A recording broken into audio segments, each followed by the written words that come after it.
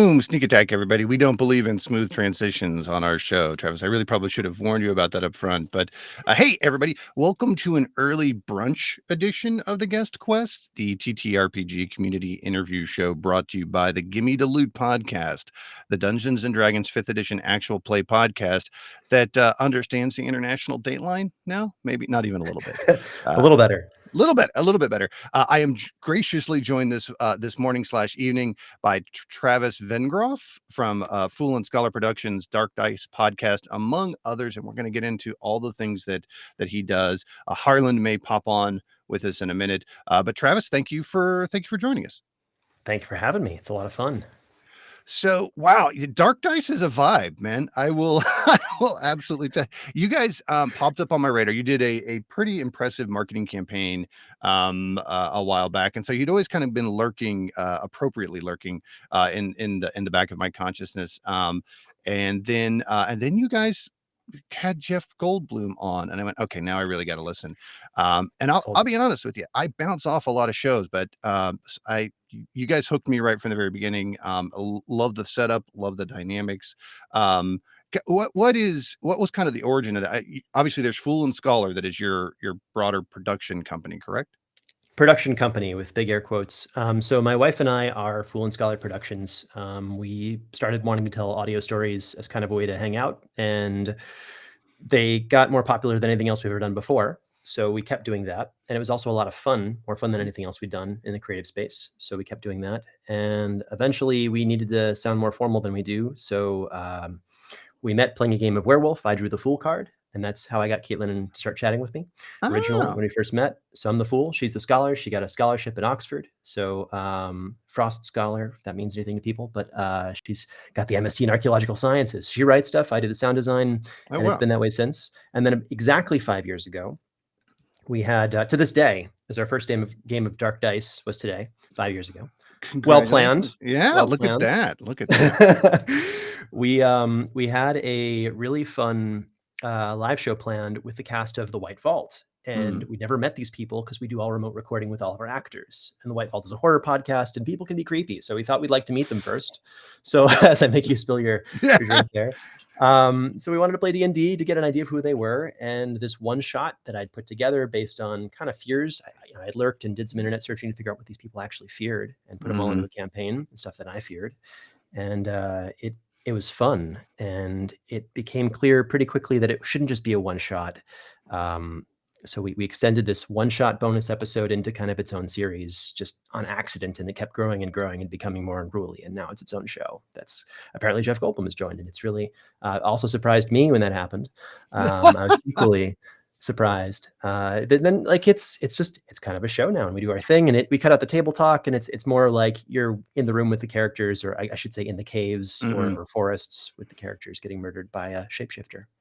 Yeah, and you mentioned cut out the table talk, which is an excellent transition for talking a little bit about the format, because you guys, it is a little bit unique. You do, and I guess that's the question: is how does that structure come about? You play the session, edit it after the fact. Is there some creative writing on the fly? Because I having listened through, there's one point I think you mentioned that the cast writes some of those descriptions that the narrator then turns around and provides.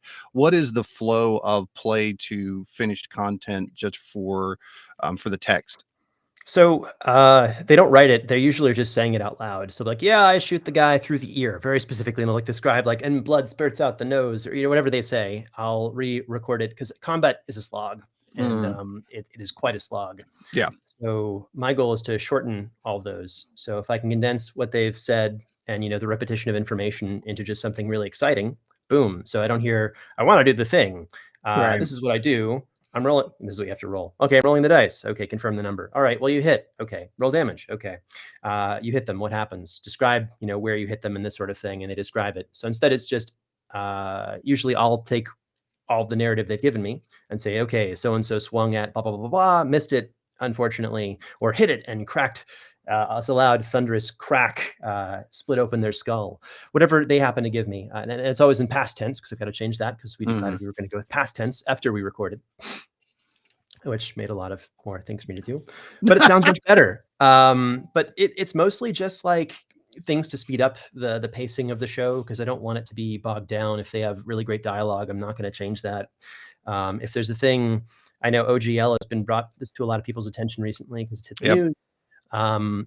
What is owned by Wizards and what's trademarked by Wizards and what is Right. created intellectual property. So anytime we mention a deity, I had to go back and retake it as no, we can't say that god anymore. We've got to have our own gods. We can't say Dragonborn. That's technically a trademark. We can't use Tiefling as a word. So I go back and change a lot of things in that regard, but not really the plot doesn't shift in a huge way. Anytime there's an NPC, I don't like hearing my voice, so I have somebody else voice it, and they do a better job than I would have, and it's lovely. But they're using pretty much the same words. Yeah, it saves you from having to remember NPC voices, which is the bane of any actual play DM, especially for if it's an NPC that shows up once a year and doesn't have a super distinct voice. Going back and going, oh shit, what did I make this person sound like is always a real challenge. So you have managed to very constructively work your way around that problem. I'm glad. As exhausted as I am by the whole OGL conversation and debate and uproar, you guys were actually a little bit ahead of that game, right? You guys had transitioned into being a little bit more folklore generic at the start of season 2, right? Had you heard rumblings about the OGL? It was just, hey man, sometimes the timing works out well, or you were just conscious of the potential contractual issues? There were some big discussions around let's say specifically orcs and Mhm. the orc issue. So we made some conscious decisions to come up with our own gods, come up with our own lore.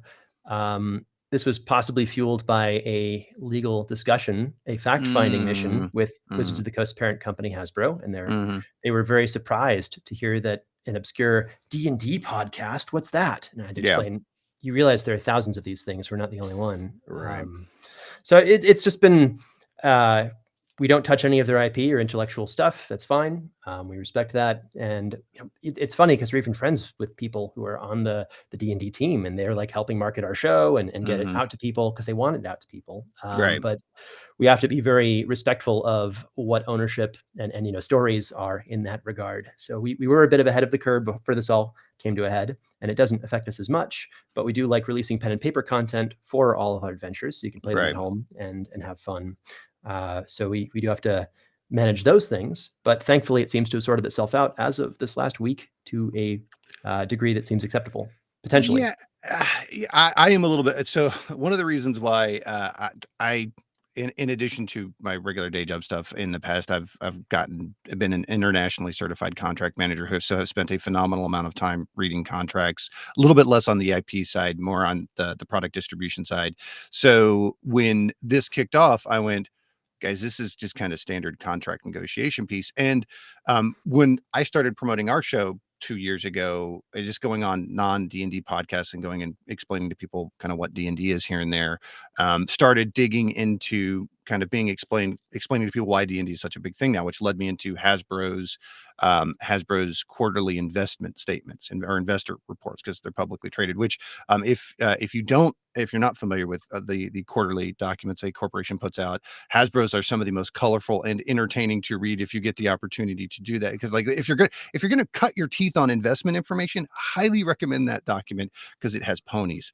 But the but digging into that and seeing, hey, there's one sector of this report that is consistently higher than others. It is only a matter of time before this becomes an issue down the road. And this was probably a year and a half ago. And then they reorganize and make WotC a pillar of their overall corporate structure. And then TV and movie deals start to get announced. And you can kind of see that wave coming with anybody who's dealt with any kind of corporate merger piece. So when the OGL 1.2, whatever version of it that caused the major uproar came out, I went, okay, this isn't surprising that they're coming out with this. There are some very poorly written clauses in it, but I also think it's naive to ever put good faith in a corporation as a whole. Now, you're right. There's some fantastic people at Wizards. I'm sure there's some fantastic people at Hasbro, but corporations by definition exist to provide value to their shareholders, and to put any other values on top of an organization like that is a little bit naive. Hey, Harlan joined us. Thanks for hopping in, Hey. Harlan. Oh man, So the we've timing actually we've actually got the Kotaku reporter that kind of broke that story is coming on our show in a couple of weeks. Super cool. And so it'll be really cool. Be the last time, hopefully, I have to talk about it. But hey, so Harlan plays Todd the Tiefling. Speaking of IP, we probably shouldn't be using on our show, but yeah, we are a little bit less sensitive to that IP, but we are also a much smaller production currently. And when we wrap up our third campaign, we'll probably go system agnostic from there. But you do a lot of soundscape work with the show and kind of setting ambient noise and really setting that creepy tone. As somebody who grew up in the country, there's nothing scarier than the forest at night. I can tell you, there's just this weird one. It's darker than you've ever been in, and there's this omnipresent threat. And you guys do a really good job of capturing some of that soundscape. Are you guys doing Foley work for that? Where is that? Oh yeah, that's me. I do the things. So like you picture this big group, and it's really like 3 halflings in a trench coat, which is just me. So I get help with like the initial round of dialogue editing because it's a lot, and it's just like cutting down all the ums and the silence out. But then after that, I've got that, and I've got a transcript, which is usually not the best transcript. It's somewhat accurate, but I'm rewriting the transcript into English from English because our actors have heavy accents, and that can be tough for a transcriber who's not natively English speaking or hasn't been exposed to lots of Icelandic speakers in their life, or Scottish. So I'm transcribing it. I'm shortening it down, and then I'm adding all the sound. I'm finding all the different ambiences because that's my day job with the White Vault. We do that full time. We're creators at Fool and Scholar Productions. We also make a bunch of other shows like The Boar Knight, which is a fantasy adventure for kids. So I'm adding these ambiences. I'm doing the Foley work, the brush sounds. Every time. Did you hear that? What? Sorry, my chair squeaked. But yeah, that's the idea. Or Father Westpike took some steps. He's walking in his chainmail. Or if you need to box with human teeth. I've got those. Whatever I'm supposed to do, I've got the sounds. I want to make it happen to make it sound as real and visceral as possible. So when the combat stuff, which is, again, super boring, happens, you've got these sounds that make you feel like you're actually there. We've got retakes of the actors, screaming and grunting and all the breathing sounds that go with it. Like, okay, that's great. You said you were winded. Can you re-record it winded? And I'll usually ask them to do it in session. Like while we're playing, and like, oh yeah, my character's kind of winded. He's coming up to the door to open the door, and he's going to knock on the door. Well, can you do that? Like, use some of this breathing right there. Like, yeah, okay, okay. I'm going to knock on this door, guys. They'll get into it. So that's a lot of hand in hand because that's my job. I think of this stuff. So how did you kind of make your way into that group? Kind of what is the full blown origin story? Not of, hey, your involvement with D&D, but your involvement with audio production as a whole and sound design. It was actually started in music. I had a band. The band was going to record their first album. We booked a studio for a summer. We had a whole summer booked to record it and get the things done. And they quit after day 2. So I had all the drum tracks done. I had some of the guitar done. And I had a summer that I'd paid for. So I was going to go, and I basically sat with the engineer, and we edited pieces of pieces and looped them and did every creative thing under the sun to learn how to make an album from something that wasn't an album, and just sort of improvise. And really, I learned to edit on Reaper a lot and used Melodyne and a bunch of these tools that are out there, and get a crash course in editing. And then I made my own albums years later, kept doing it a bunch of times. And then finally, we made one called Legend of the Boar Knight, which is part album, part audio book with this boar who goes on adventures into fantasy land, also inspired by a D&D adventure where we got a dwarf animal. He gained intellect, long story short. And then we made a podcast. Caitlin and I wanted to make a podcast together, so we made a fiction one, and it was fun. And I said, I'll do the sound design and production because clearly you're a better writer than me. Let's just have you write because that's your specialty. You're much better than me. I shouldn't be there. So gradually, my soundscapes got more and more complex, and I just kept doing it. And if you do something and you release 30 minutes of content every 2 weeks for 8 years, you're bound to get a little bit better. And that's kind of where I am today. I will challenge that. I've been doing it for 2 years, and I'm pretty sure I'm exactly where I started from. You guys do a bunch of shows. It does seem that they're predominantly horror. Obviously, when I was looking at your list of your shows, I'm like, okay, horror show, kid show, okay, Sci-fi too. Oh, that's right. But is it horror sci-fi? I would say that it's not horror sci-fi, but it's definitely not. It's all the feels. How about that? Right? Woman wakes up on spaceship alone. It can be a little bit horrifying, but she's got an Mhm. AI who's trying to help her and she's trying to rescue some kids. So it's not like spooky horror. It's more like, wow, that's a really unsettling situation. I hope she's okay. Which, hey, that honestly, that is, I can't, for the record, I can't stand horror movies. Like my brain is wired that if there is a jump scare, I can know it's coming 1,000 feet away, and it freaks me out every single time. But apparently, I do love horror podcasts because you guys and then Mayday are the I bounce off a lot of D&D podcasts, but you guys and hooked me right away. Another thing that's interestingly different, in addition to the overall audio production, is you've got two narrative threads kind of running concurrently. Like there's a little bit of a time shift. What was that just a scheduling decision? What prompted a tale of two parties, so to speak? So season 1 ended, and like I mentioned, we really it ended in like 2 weekends. We recorded the Hmm. whole thing. We didn't think it was going to be a podcast, just going to be a one-off, right? Hmm. But one of the characters' arcs hadn't really been resolved, and the ending of season 1 is given to the audience in a very specific way. Hmm. And I, in my head, have a different ending in mind because Hmm. of how I'm an unreliable narrator and kind of a jerk at times. So I wanted to go and really explore kind of the dying wishes of an old man who hadn't seen his wife in many years, because it was really fun to play with these guys. And I don't have real life friends. So I thought I would maybe play Oh, oh. D&D with my buddies there a little bit more and get into it and see what we could do, because it was so much fun and they really wanted to keep going. So we recorded their piece. And then I realized we'd left someone behind.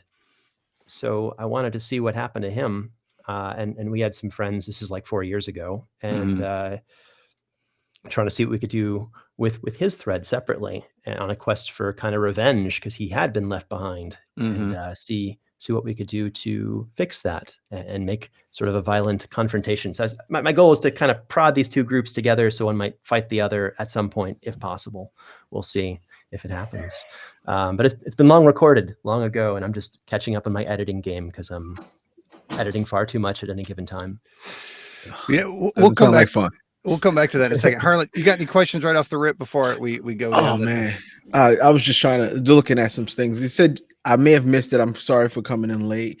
No worries. Award winning is what your Twitter says. It starts There we off go. with award win. I'm like, oh, just drop that down on us real quick. What what award did you win, and how was it being in an It's award winning podcast? Or was it podcast? Oh yeah, podcast, sound designer, all the different things. We've had so much fun. The awards are many, and I don't mean to brag in that regard. It's just been a fun 8 years, or 5 for Dark Dice. We've got a Here Now Gold Listening Showcase. We've won about 5 Audioverse awards, which is ridiculous.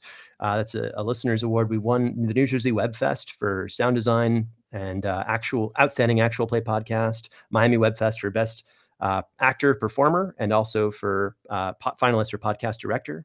And then we won 6 Signal awards just this last month. So we're excited for those. If I win an award, you will know, and everyone else will know. That would be how I walk into the room and introduce myself. Oh, To give Travis the full bio treatment, Travis Vengroff is an award-winning podcast producer, editor, and sound designer and creator. Currently working on The White Vault, Don't Mind, Dark Dice, Liberty, and Vast Horizon. His productions have won a combined 52 Audioverse awards, more than any other production company. He's a Webby winner and repeated nominee, finalist, honoree, a 2020 W3 Silver Award winner, and a Silver Mark Time Award winner, a Rocky Award nominee, a multiple award winner at the New Jersey Web Fest, with multiple stories featured as part of his Gold and Platinum Listening Showcase official selection at the Here Now Festival. He is dedicated to creating impactful stories in an ever-growing fiction podcast industry. So there you go. There's thank you. 52 is Yeah. fantastic, man. That is a good number. So so editing, man, that is, I think, the Sisyphean boulder that I can never seem to stop rolling uphill. And I think is a challenge for a lot of new podcasts coming because look, there's a lot of actual plays out there. I think one of there are a lot of people, especially during the pandemic, who went, "Hey man, this is really fun when we play D&D. We're funny. Let's record this and put it out there." And that's where their thoughts to the production start and kind of stop. Coming into that, we certainly had an upward curve on ours. We knew we were starting off with questionable production values, but the goal was immediately to get those improved as quickly as possible. I mean, I think our first 2 episodes were recorded using a Discord bot. Then our first 2 sessions, I should say, were a Discord bot. Then we switched over to a remote recording platform. Within the first month, had gotten everybody equipment where we could record locally and just use use Zencastr as a backup, that kind of thing. Tips for a new show starting out, we've grown to the point now where we've actually considered outsourcing that production piece, because that's probably that's why this is my life now, is going in and editing it out, all those breaths and those ums and stuff like that, but have struggled with really finding a resource. As somebody who's in the industry, maybe do you have any tips for a new show that would start up to kind of get into it, and or where those resources would be available? Absolutely. So every week, pretty much, I'm live streaming myself editing and answering questions on Twitch, twitch.tv/Fool and Scholar. So if you want to get like super deep, every week I'm editing something pretty much. It's not always the same time because my work hours are ridiculous. But that's one easy resource. Also, we have a thing on YouTube, a series called the Audio Drama Round Table, which gets really deep into it. It's an hour-long presentation. I give one on sound design. Jeff Clement from the No Sleep podcast, which is 200 million downloads, talks about pre-production, post-production, production, what it all means, and how it all figures out. And these things are directly applicable to actual plays, specifically in fiction podcasting, all of fiction podcasting, and just things you can do to make your process with remote recording easier if you're working with actors locally easier. My advice is always, if in like 1 sentence or less, is just keep doing it and do it, and then you'll get better at it because you'll find things. But easy tips are, you don't need a ridiculous expensive microphone. Like if you buy one thing, maybe get a microphone that has an interface like Combo. That's their Rode has them, Focusrite has them. That's like the best thing you can do. And putting over-ear microphones or in-ear microphones, so you're not getting that audio bleed from any other things, is helpful. Soundproofing, if you're recording in a closet, it's like the entire season with Jeff Goldblum is recorded in closets. Except for like one episode where I was able to leave the closet temporarily because it didn't have heat, or didn't have air conditioning that day. But like recording and just soundproofing, really. So when I'm recording intense scenes where I'm screaming, I just literally put my heavy blanket duvet over myself and the microphone, and I've just made a $300 an hour studio just by putting soundproofing around me. And it's actually just a blanket. It's nothing special. It's not anything more special than the blanket I sleep on. So I think like little things like that. Freesound.org has lovely free sound effects you can use or license or attribute by giving them credit in your credit section. There are sound packs you can buy if you're really needing super high quality and a lot of something. There are subscription ones that do the same thing. There's so many resources out there, depending on what you're looking for. But the basic thing is do it and keep doing it. Dark Dice wasn't our first actual play. It was our second one. We've done Liberty Vigilance, which was a lot of fun and had a bunch of guest voices and names, but no one's ever heard of it. But that's okay. But it's a lot of fun, and it's good, and it's out there, and it's waiting for you, and it's really funny. Okay, yeah, go ahead. So you said you do a Twitch stream of you editing. Is it more just people watching your process, or is it like you said, a learning situation where people can ask you questions? And if that is the case, how do you get any editing done with people asking you questions? Like, are you that? Like, I guess you got to the level you're just like, yeah, ask questions while I still do my job because I'm great. Yep, that's it. That's exactly it. I'm quick, and people ask a question, and I'll answer it while I'm like clicking 7 things because I'm multi-focusing, and I'm a little slow sometimes because I'll usually get like I get stuck in a zone for like 3 or 4 minutes, and then I realize like, oh, I haven't hit save, and then I hit save and then check on the feed. But I'm getting a second screen up and running so I can answer questions faster. Wait. You only have one screen? Yeah. Well, don't start. If I showed you my crappy laptop that I've been editing on for 6 years, you would also be like, what laptop? How? And then I'll explain like it is a pretty terrible laptop. It's only at its pinnacle, you What? could have bought it for $1,000. Mhm. So you are an award-winning Oh, here we go. editor with one monitor, and our editor has like 14 of them. Okay, and needs look, a 15 let's every be other week. let's be clear that's not for editing. All right, when you have that's for the actual play stuff. Like, so when I've got the cameras up and I'm looking at you guys, and I've got my audition up, so I'm keeping an eye on my wave, because I will, especially when I'm doing NPC voices, Peak and Valley and that, and I've got Roll20 open, and I've got the 3 spreadsheets that I've got the encounter design that I built around. And yes, I have not only I've got my work is sending me like a big widescreen monitor, and then so I will be in a 4 monitor setup pretty shortly. And look, if I get the studio built, because I'm working on a studio space, I've got 2 big TVs that my kids are no longer using that I'm going to repurpose into monitors. So I'm going full Osmandius. Mofo. I will. You will come on and ask me, is the episode done? And I'll say it was done 15 minutes ago. Like, that's how deep this rabbit hole goes, my friend. That's awesome. But yeah, I will tell you, the wider screen monitor, especially because I do everything in Audition. That's just I got used to the Adobe suite for some of the other stuff and generating assets and early production time before we started kind of outsourcing some of the artwork. And it was me just cobbling together Photoshop and Illustrator stuff.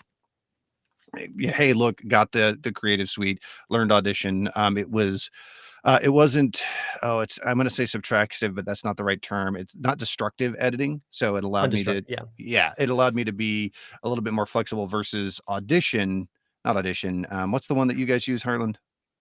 Audacity. Audacity. Yeah, Don't use Audacity. Spend the $50 and get like a Reaper or a Mixcraft. Like, I use Mixcraft. I got it it was free. Like, they had a free 30-day trial, and I was like, what can I do in 30 days? And then, like, maybe if I can extend this another 30 days by getting it on a different computer, because I was switching computers. And I was like, okay. And then I was like, crap, it's really good. And I actually know how to use this now. I'm going to spend the $50 and get it. And then I did. And I haven't ever upgraded to Pro Tools. I'm still on the same one. I use the same terrible laptop for many. It's actually my new tower PC that I just got this year is quieter than my laptop. Yeah. I mean, like, because it was dying. It was just churning nonstop. But like, it's not about the tech. My tech is very, very terrible and laughable in many places.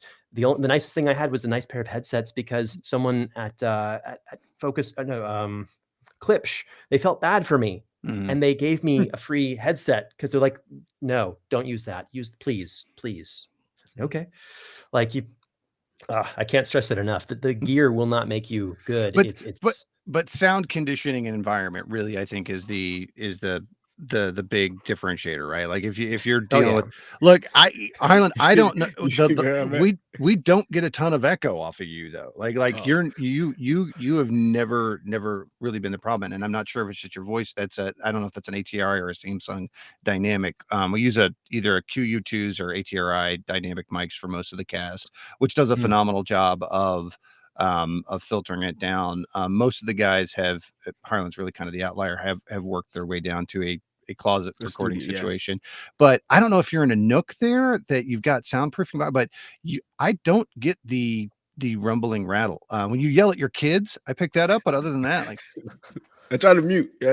My son was just about to start vacuuming in the background. I'm like, what are you doing? You see me? You see me? My wife, we just got a new Roomba for downstairs. So she took the downstairs one and moved it upstairs. And I'm like, I'm now going to have this looming Roomba threat, like, outside my closet door, that I'm going to have to know the robot's schedule before it kicks on. Lovely.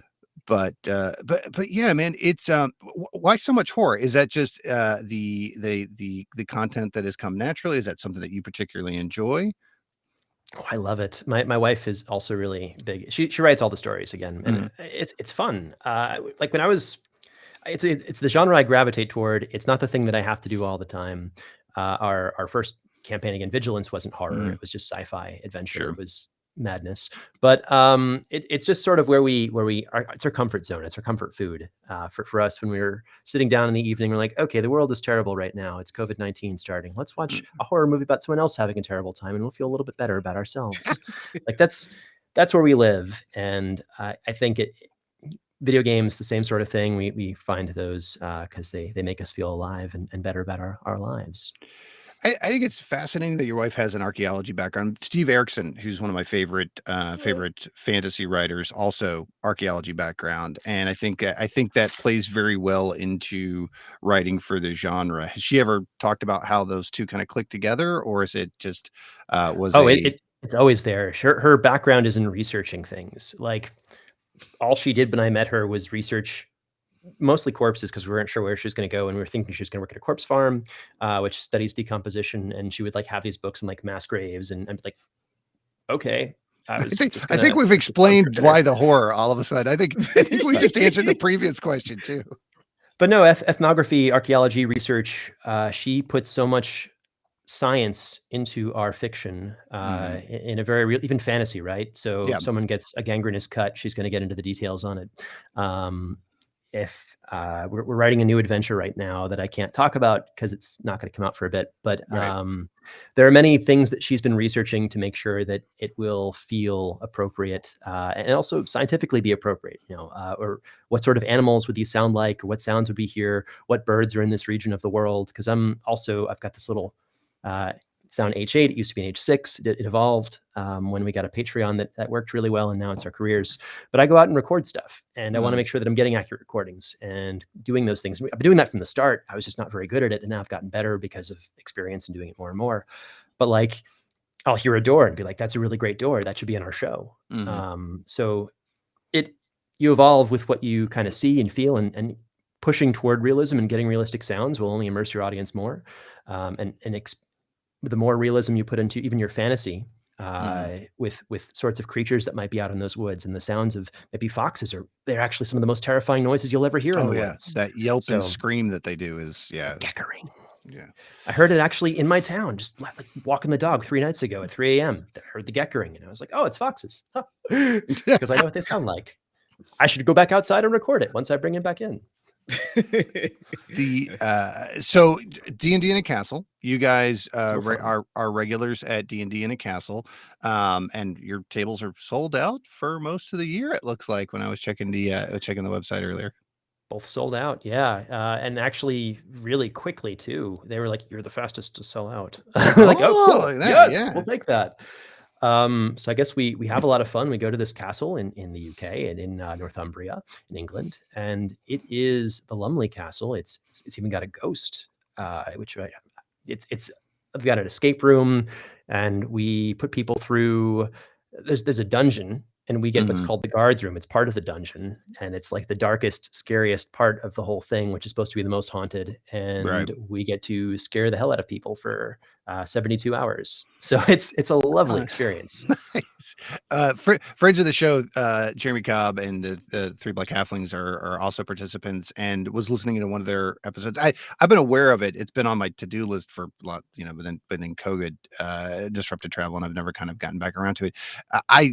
D&D in a Castle sounds cool, but it sounds like it is even a broader immersive than even outside the game sessions. Like Liv was talking about some of the characters that they play even outside of the sessions, and it is a broader 3-day experience than just, hey, going and playing D&D at a cool location. Can you speak to that a little bit? Or Like I'm going to use a IP that I shouldn't, but it's an easy example. So I'm Mm, just going to try and be quick about this. Harry Potter has that scene where they're all in the dining hall, they're all eating together, they're all wizards. Like when you've got 70 people who all know D&D in this actual castle's dining hall on wooden tables, uh, eating really cool food and having a great time chatting about things they love and around people who are just as nerdy as they are, it's pretty magical. There's also a dance that goes on. It's optional. If you don't dance, it's fine. They've got games of Knuckle Bones, which are like, it's this really fun old ship game with dice. And there's a night market, which is actually one of my favorite parts. But I don't want to spoil things. But it's like there's some immersive stuff that takes place throughout the weekend that's quite fun, and there are things to do, and the grounds are really inspiring, revitalizing. Even if between games you're like, oh man, I've been in a dark room for 8 hours on a campaign that's in an underground adventure. Maybe I should take a walk and see the sun briefly, and you can, and it's very, very pretty. The region itself, and we got to the town, County Durham, saw like some of the churches. It's amazing. And actually, having this castle with the history and the art, you could just walk around the building and be like, wow, this is like a museum. So you guys relocated to Germany over, was it a couple years ago? What was the move to Germany? What kind of triggered that? Was it a professional decision, personal decision? What brought you to the Germans? So I had a job. I had a real day job for a long time. And then I switched to a different day job, which allowed me a little bit of levity and not being stuck in an office. And I was able to travel just a little bit. And I did. And I did travel just a little bit with this day job. And then I was able to move across the country for this day job and try and work on some things there. And then I was podcasting the whole time, but the podcasting income exceeded the income from the day job. And then I was actually making minimum wage, like actual minimum wage, like US whole standard minimum wage. So if I can work from anywhere, geez, where do I want to be? So now that I'm an internet-based person, Portland is a place that I wanted to be. It is a place that I no longer wanted to be at the time. So we said, where could we possibly live? If we could be anywhere, what is our checklist? Mountain View. Okay, let's look for that. Somewhere central in Europe. Okay.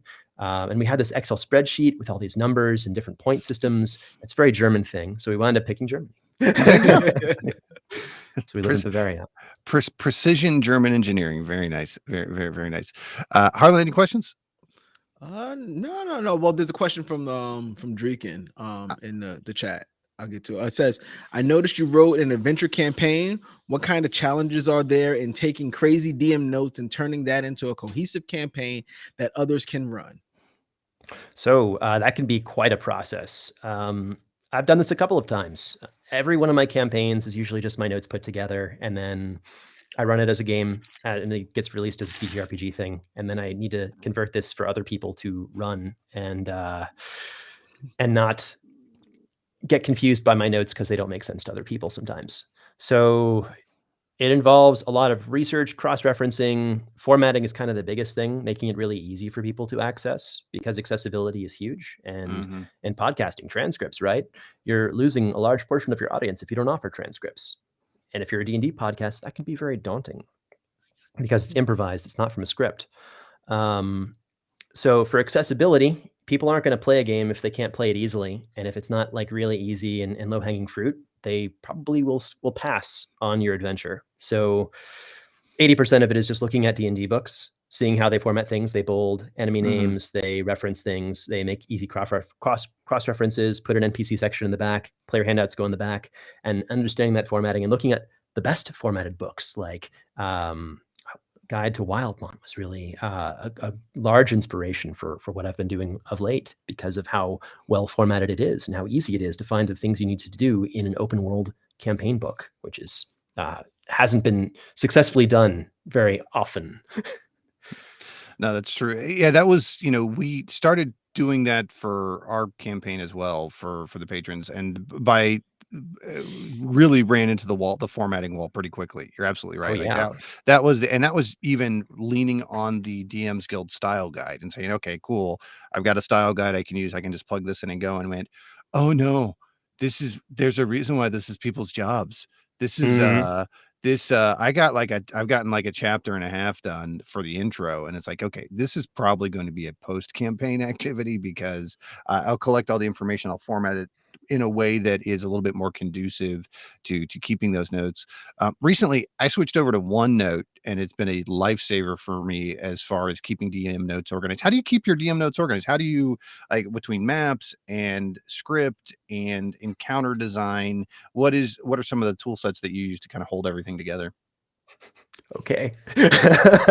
I have a Word document, but it's just a terrible Word document where it's just like one sentence notes, but mostly descriptions. I overwrite the hell out of our descriptions because I am non-visual. I don't have the ability to, the way my mind works, I don't have a theater of the mind, right? I can't see things. I can't imagine what you can just tell me to imagine. I have the idea, but not imagining it.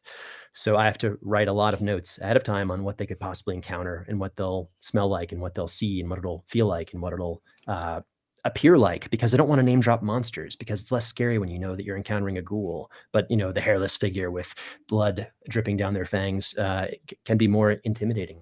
So it's a lot of those sorts of things, and it's in Word. But I also, for more professional things that I've been working on lately, I have been using Confluence, because it is basically a private Wikipedia that you can cross-reference and link your own things, and you can put images there, and they don't really have a huge limit on what you can do. So that's been a godsend.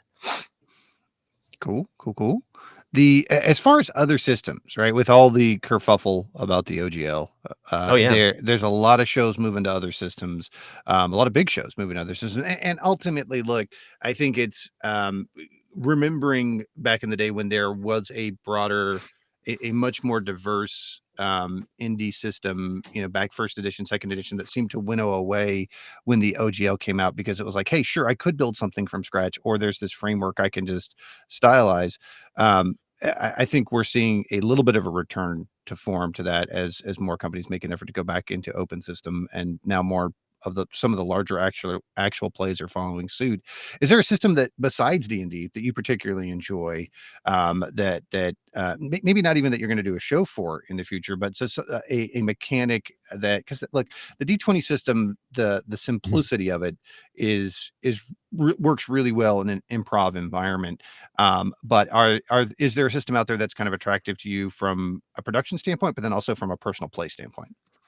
I'll first just plug the Liberty After system that I built from scratch from the open, it's not Open Gaming License, the other one, the SRD. You can basically build your own system, and I did, and it's hundreds of pages, and it's lots of art on every page. I love it. It was a heck of a lot of fun to play. I want to play again, but it's so much time to put together a campaign for that world, because Liberty is very specific, and I would have to find willing players. And one of them would have to be my wife, Caitlin, who is the hardest one to get of interest into these sorts of things. But other systems that are not that, to really answer your question, I'm very excited about Blades in the Dark. I think that is a fun, unique mechanic. The whole flashback quickly, because you encounter something and then you can flashback at a cost and say no, actually, we did this beforehand to get past this hurdle in a way that's very specific and unique. So it can be fun. And I'm intrigued at the idea of playing that. But it's tough to find people to play for me locally, because my German is only at best B1, at realism, probably A2. So I'm able to speak at a 6-year-old level at best on some topics. I'm still struggling. So I got to find my friend group, then I got to find the game and then translate the game for them. It's a bit of work. Also, the new Avatar system is quite exciting. I haven't got to play it yet, but the books have arrived. Harlan, where is Mike at in Germany? I don't actually know. I have no clue, but he's having trouble struggling learning the language as well.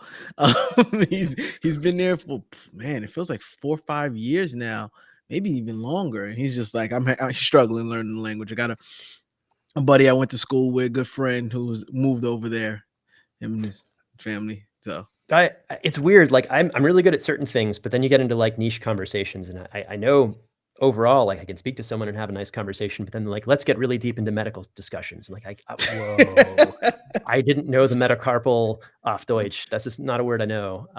Or when they get really deep into D&D has a very specific language and lingo, or a lot of role-playing games that are not words that come up in day-to-day life. How am I going to cut this dragon with a sword or shoot a fireball as a wizard? Okay, Zauberer hat ein, I don't know fireball auf Deutsch, but I'll learn it. But these things, it's been fun. It's funny you spoke to this a little bit in the transcription piece, but I do think one of the things that was charming about listening to Dark Dice is the actors' native accents are very frequently the accents that American actual plays try to emulate. There's that Scottish, there's that Norwegian, and I'm like, yeah, I guess that makes it just even more authentic. It was so funny that just lined up with the kind of default go-to fantasy accents, and now you've got native speakers with it. It again kind of adds to the immersion. I thought it was really cool. I've also been writing the lore around them. So I had a world that I've been working on a lot since I was in elementary school, and it's the same world, but there are large holes in the map where I want to leave space for kingdoms and ideas, and I've really formed them around the characters who play. on our shows. And also, I've worked with a lot of consultants to make sure that it's not just me coming up with the ideas for accessibility and inclusion and such as well, especially when it comes to disability rep, because that's very important. So when you said the Avatar system, that the Avatar Airbender TTRPG. Oh yeah. Yeah, Yes, not the other Avatar. Thank you. I don't know why I went to James Cameron when you said Avatar, but Well, yes, there's you know, truly only one Avatar. You're right. It's a multi-billion-dollar movie that doesn't include weird blue cat. It includes weird blue cat people. The dice set on this, wow, the deluxe dice set, a pair of 6 pairs of 16 millimeter 6-sized ionized obsidian dice. Like, ooh, those are dead sexy. This is those dice immediately reminded me. Have you there's the Star Wars TTRPG that's got the weird dice system. But it's mostly symbols on the dice, right? And so I went, ooh, okay, that I could see how that system could be interesting to learn and challenging to play for sure. So, and the whole system changed when the Fire Nation attacked. That's true. Peter. That's true. The cast or the anime guys. My anime experience is pretty well limited to like Robotech, Vampire Hunter D, Fist of the North Star, like some of the classics. I have dipped my toe into One Piece mainly for context because I used it to try and kill the party recently. But that's the only big anime that I'm at. What other obviously fan of Avatar? Are there other animes that you enjoy? Oh, a bunch. Mostly my genre is people who are transported to other worlds and then just start getting really deep into commerce. Like not even like I'm going to this fantasy world, I'm going to be like a super mage. It's like, no, I'm going to learn how to make books and start my own printing press and make books accessible for people. Or like, oh, I'm going to start a bakery and hunt these monsters so that I can get the materials that I need and access to these regions so I can make better rice. And Dr. Stone? Not Dr. Stone. Did you read Dr. Stone or any? No. I don't know what this is. Oh, Dr. Stone's an anime where guy from something happens to the world and they basically end up way in the future, like 1,000 years in the future, and the Earth has to be really pretty much brought back from where it used to be. So you've got people who grew up around that time, who they live kind of like the caveman society, but Dr. Stone was this kid genius, and literally he is bringing back what he remembers, because most of the people were trapped in like an amber, and he gets out of the amber and he's like, and literally it talks about how to create gunpowder, how to make this, and he's taking all these common ingredients and basically trying to bring the world back to where it was. So it sounds very similar to where they get transported, not in a different world, same world, but thousands of years into the future, but the world is completely different, and he literally is building everything from scratch. It's pretty good. Heck yeah, it's pretty good. That sounds awesome. I just wrote on my list. Follows teenage scientific genius Senku Ishigami, who plans to rebuild civilization after humanity was mysteriously petrified for 3,700 years.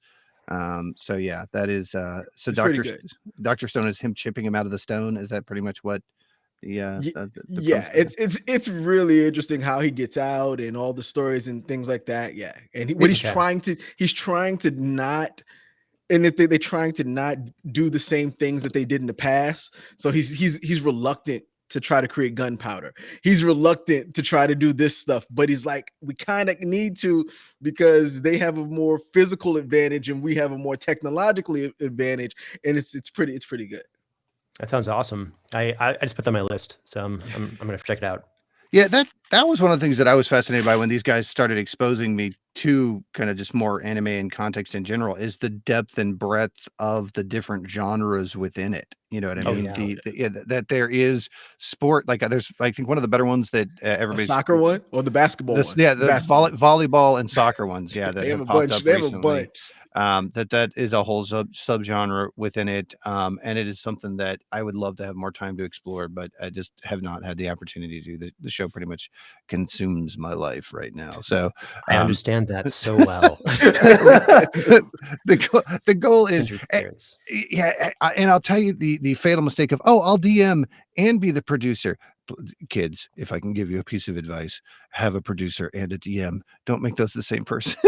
So that is, but I mean, no, look, I love it and I love doing it. Obviously, I wouldn't if it wasn't I wouldn't if it for the amount of work it is if I didn't truly enjoy it and didn't enjoy the fans that we've picked up and the opportunity to talk to people in the community and kind of get to meet everybody and engage with it. So h- how I gotta ask, how did the Jeff Goldblum thing like did you guys attempt to cast Okay, him? this is a simple story. So Yeah. I was sitting in my basement, my friend's basement, because we play D&D in his basement in Portland for years, and we're sitting there, and Jeff Goldblum is a pillow, is a face of Jeff, is his face on the pillow, and so he's always been around our table playing D&D, essentially in one form or another. And then I was like, that's a really good idea. And then there's like another hook to this, but I don't want to spoil the show, so I'm going to Mhm. skip that part of the story. Mhm. But it would be really fun to have him on the show. I think he would really enjoy playing. I think it seems like a very Jeff thing. So I put out an email the way one does to Jeff's agent, and Mhm. was like, and by the way, our music is really good because that's a whole part of our production is just the music, and I'd love to chat Mhm. with you about that too. But um, our shows don't suck. We've got a lot of fun. We've got a history of doing this, and like the bullet points that you'd give to somebody. Mhm. And by the way, here's a character sheet with your character art that we've got in mind for you. And then we didn't get a no. And then it kept going to the next person. And we're like, all right, it's going to the next review. And then it didn't get a no. And then eventually, like, okay, you're recording next week, this Thursday, at this time. Like, oh, okay, this is really happening. Right. let's roll the dark dice and see how it goes. So it was a surprise. Yeah, that's fascinating, man. The look, you just got to ask component to that is really cool. And if you haven't listened to the show, folks, and you've got a image in your head of how delightful Jeff Goldblum would be playing Dungeons and Dragons, it is twice that. It It is is. phenomenal. But yeah, I'm glad you brought up the music because you guys do have done some spectacular stuff. At one point, had a huge choir involved. Couple Walk me through, times. yeah, walk me through what that experience was What? like. How you like it was a 60 person choir? 40 person, but we can layer it because it's not an American Union choir. You can actually use the same. They can record the part twice, and then you put them on top of each other, and it sounds like 80 people or Ah, 120. Keep going and going. But from the beginning of Dark Dice, I really wanted to have a crazy, awesome, like witchery soundtrack. So we started working with some hurdy-gurdy, a guy named Enzo Pizzovio out in England, and writing and recording our music and editing things and making it bigger and bigger and bigger. Eventually, flash cut to about a year into production because we've been doing this for a while, and I had this contact who was recording with an orchestra and a choir and said, I've got a couple extra minutes. Do you want to take a couple of the minutes? I've got a 3-hour session. I don't think I can use the whole thing. Do you think you could maybe get an hour of their time? Would you like to pick that up? And I said, yeah, let's try that. So we snuck in. I wrote lyrics in Icelandic with Eithor. I was one of the players, Father Westpike, and German and Infernal, because I spent a lot of time practicing and learning Infernal for no reason whatsoever. And we wrote lyrics around our own new creepy gods and various things about our world, and we made them bigger and bigger. And then Stephen Malin has been the chief behind pushing all of our music together, and Brandon Boone from the No Sleep podcast as well, recording tracks for us. And we've got maybe at this point 20 soloists, from hurdy-gurdy to hammer dulcimer to violin soloists who are like really specialist to cello stuff, to the orchestra, another 40-piece strings, to another 40-piece for the choir, to another 40 pieces for brass when we had Sakamoto. Hitoshi Sakamoto from Final Fantasy Tactics has written about 15 minutes of music for our world. And David Wise has also done a different region. So it's parsed out by regions. mhm. And Sakamoto's got Vernasco, and David Wise is the North Realm. So as the players go to different places, you'll hear a different composer, but in kind of our same style with the same instrumentation.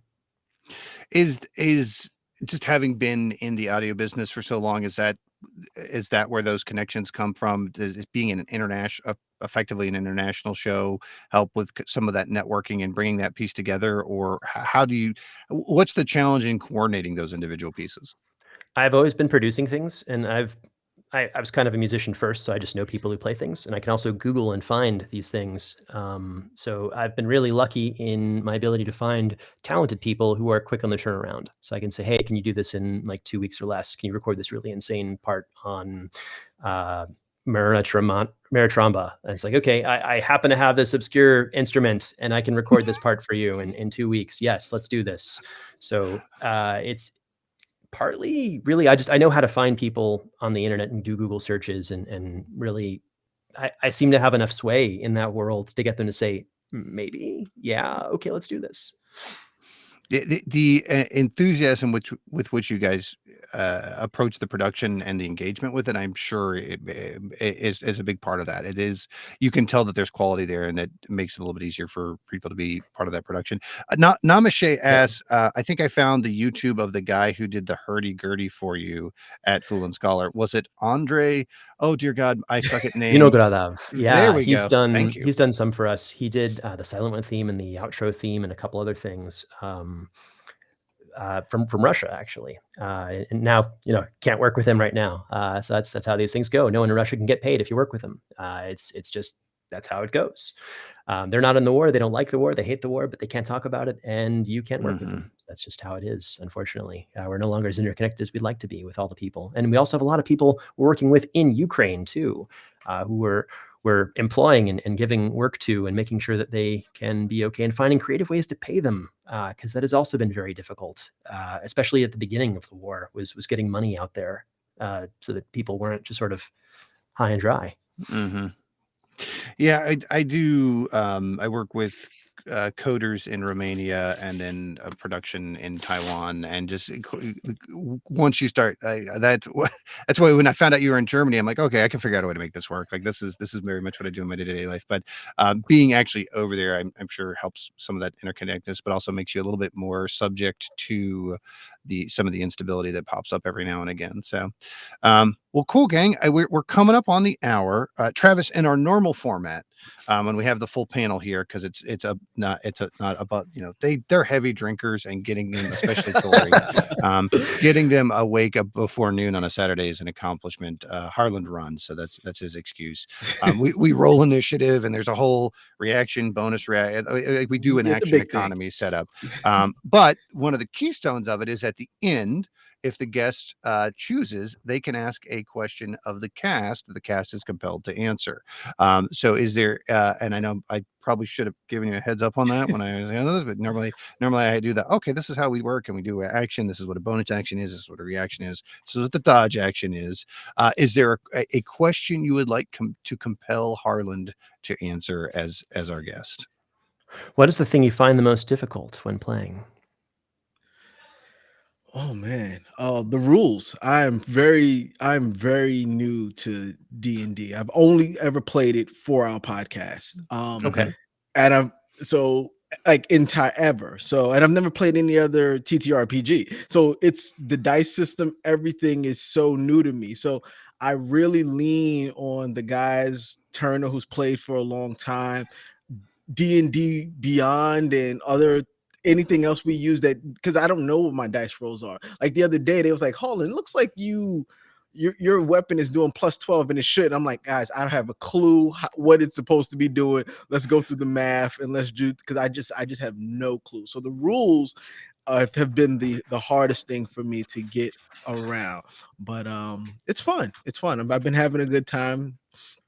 Improving is fun and everything like that, but yeah, the rules around it is killing me. The specific rules, and it makes a lot of sense, and like trying to navigate what you can do to make that a reality. Okay. Yes, definitely what I can do and can't do. Is like, that seems like I could. Am I able to ask as a bonus action a second follow-up of like, what's your favorite part? Yes, absolutely. My favorite part, honestly, I don't know. Like I said, this is the first time I've ever played. I don't know how my experience would be with people I don't know, which is kind of cool. We have a new person in the cast that I am playing. So this is the first time I'm playing a game with people I don't really have years of experience, relationships with. Like the cast, I've known everyone on the cast feels like 10 years plus now. Even Turner, me and Turner's been workers almost, it seems like 10 years now. Yeah. So I know everyone, but we do have a new cast member. So the most fun I have is playing with these guys. I'd play anything with them, and the just the camaraderie and things like that. So I'm having fun with that. But as I deal with more people in the community, through Discord and everything like that. It just seems like it's a really nice community, and I think I think I'd have fun playing with a lot more people. So just the camaraderie. Okay, that's a very great answer as well. Yeah, it's interesting. We lucked out, when I went to put the show together. One, I wanted to make sure that we had as diverse a cast as I could get my hands on at the time, and then as well that we had different levels of experience. So Harlan, first time playing D&D, was on the show, is the start of the spectrum, and then from the players, the other end is Anthony, who has played, I think, 3.5 forward basically. Amazing. And then you have Mike crusty old ass that again has other than 4, is very well versed. And one of the things I keep threatening to do, because I have picked up the resources for it, and I'm a big systems nerd, is doing the cross-generational comparison between, okay, this is what strength looked like in first edition, this is what strength looked like in the second, and this is what strength looked like in third. Because to me that's fascinating, because there are components of it, like the power curve on wizard spells is largely consistent from the first edition. Like if you go back and you look at the rate at which those spell slots accrue, it hasn't dramatically changed. The advent of cantrips is obviously a big part of that, but to me, that they nailed that particular design component to the extent where you don't have to change it that much is I think a testament to the game. But yeah, Dreeken, yes, that's right. Here we go again. This is where I talk about rules, which is why I'm only threatening about doing it, because they talk about a niche interest. But yeah, that's as we finish up our first campaign, we'll be jumping into some other systems and exploring a few other voices in the DM's chair, so I can have some time, but also some other systems as well. You might really enjoy the Yawning Portal. They adapted a lot of older campaigns. There's also some books that have come out recently. Yeah. Yeah. I'm trying to think what the they have the big omnibus versions of some of the first 1E modules. They're beautiful books, man. They're hardbacks. They've got the original 1E module, then they've converted it to 5E. My reading backlog for systems it's like this big right now, so okay. Yeah, I'm currently working through Vaesen, then Cyberpunk Red is after that. There's the Free League has been doing some really cool stuff with adapted properties like Transformers and the One Ring and things like that, so kind of diving into those and really kind of seeing what's fun to play, but then also what would potentially work on the production side of things, and then just cobbling together different mechanics, because I think that's one thing that 5e D&D Beyond is a great tool for new players, or for players in general, but there are rules segments, like when you go and look at the campaign books, there will be a rule block designed for like dinosaur races in Tomb of Annihilation that just doesn't appear anywhere else, and it's like, hey guys, databases are a thing, let's put those in somewhere so I can, as a DM, go, where are my racing mechanics? Don't make me invent Mario Kart rules for D&D, because I've invented Mario Kart rules for D&D. Okay, gang. So with that, I think is going to wrap us up. Travis, thank you so much for joining us. We absolutely appreciate it. Folks, if you aren't listening to Dark Dice, or the White Vault, or Vast Horizon, or Liberty, or Don't Mind, they can be found where you find all podcasts, and certainly show, and we will absolutely show drop the links in the Discord when this comes out as a podcast in a couple of weeks. We'll drop links to everything in there. Check out their Patreon, check out their merch, give them some support. Again, I don't say this just to be nice because he's sitting in front of me digitally. I bounce off a lot of actual plays. I'm constantly going out there to kind of just to see what else is out there, to understand the community, and to understand what other stuff is out there, and to get inspired. And a lot of them I'm like, okay, your show, like within the first couple minutes, grabbed me. I actually ironically started on season 2, and it was like 5 minutes in, and you made a snarky DM comment about, okay, we're 5 minutes in and we've already lost immersion thanks to the players. And I went, oh, I'm sold. He's got me. And I was like, because I do think that is something that, a lot of people are like, oh yeah, I like my my D&D more actual play. Some I like my D&D more audio drama. You guys definitely are further on the audio drama side of the spectrum, but you bring in just enough of the DM elements of the DMs, and I say this with all the salty DM love in my heart, snark, that makes it that brings that element back and makes it charming. So it's not completely divorced from the game that people might engage with. So highly recommend Dark Dice. Once I listen to this, we'll be diving into some of your other shows as well. And I'm sure we'll be just as engaged to that. So on that note, thank you, Travis, for joining us. Thank you for broadcasting on your stream, and everybody who showed up in your side of things. Hope you enjoyed the stream. Help buttons till it makes it stop. And now, boop.